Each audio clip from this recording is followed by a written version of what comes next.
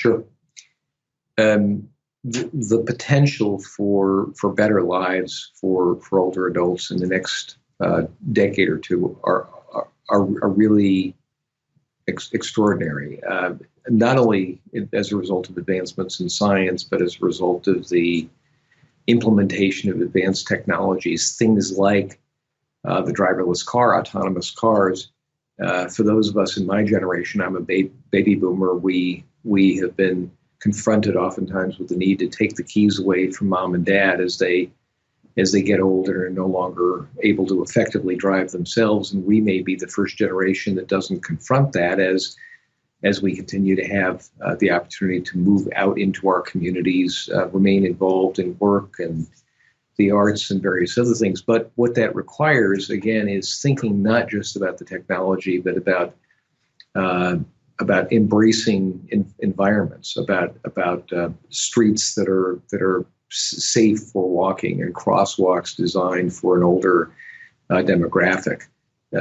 It's not just about disability. It's about the normal processes of aging. So what do the signs look like, and how are the apps designed so that they're usable? I was reading something very recently. By the way, Uber and Lyft both are doing some interesting things around their older customer base. But the question is the process well designed for that demographic, that group of users? That's just an example.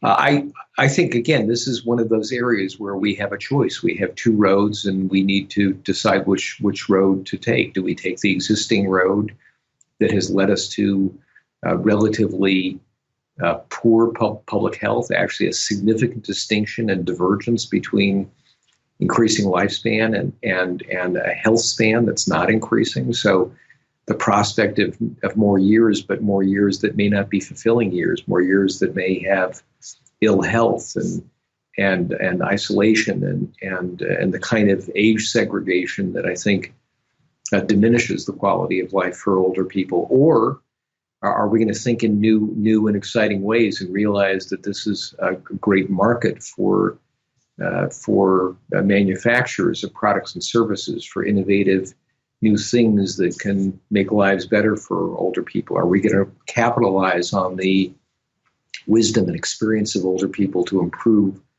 workplaces, to volunteer, to help young people, to strengthen our society? Are we going to focus on again, improving public health so we address the challenges of non-communicable diseases, which are the great risks, not just in the United States and Canada, but across much of the world, obesity and smoking and some of the other challenges that we now face, opioid abuse and gun violence and various other risks.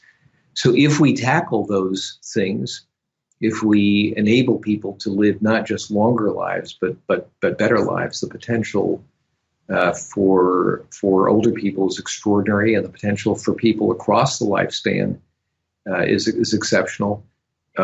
What we should all be hoping for is that a generation from now, young people are actually looking forward to their older years, realizing that these may be the greatest years of purpose and meaning and contribution and engagement and familial connection that they have in their lives. But that's a challenge for all of us.